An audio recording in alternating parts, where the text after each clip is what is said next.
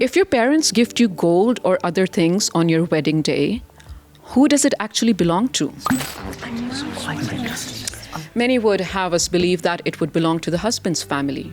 After all, that's how it often works in practice.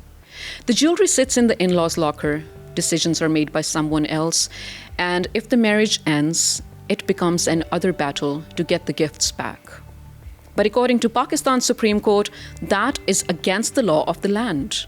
The court ruled that gold jewelry and gifts given specifically to the bride belong to her, not her husband, not his family, and not to the household she marries into. And withholding them is an unlawful deprivation of her property rights, and she can recover them through family courts. I asked a legal expert on the matter to break it down for us what constitutes as gifts and who is entitled. Here's what he said. The source of the gift is not the determining factor.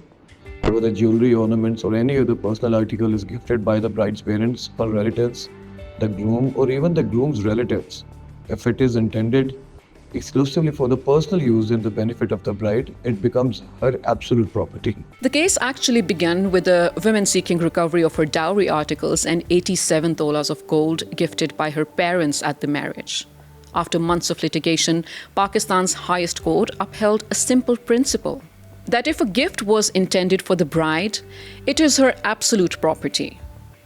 So why is this being called revolutionary if the law already said this? Well, because the Supreme Court was not changing the law with this ruling, obviously. It was challenging a social norm, setting the record straight.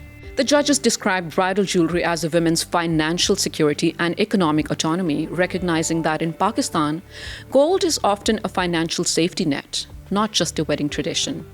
They also affirmed that family courts exist to protect these economic rights, which are tied directly to a woman's dignity and constitutional right to property.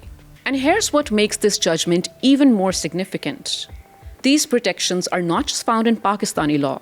They're rooted in Islamic law too. Under the Sharia, marriage does not erase a woman's financial identity. Her meher is hers. Her inheritance is hers. Gifts made specifically to her remain hers.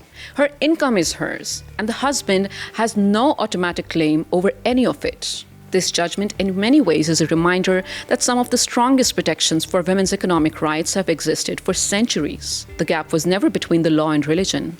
It's always been between this law and how society chose to practice it out of greed.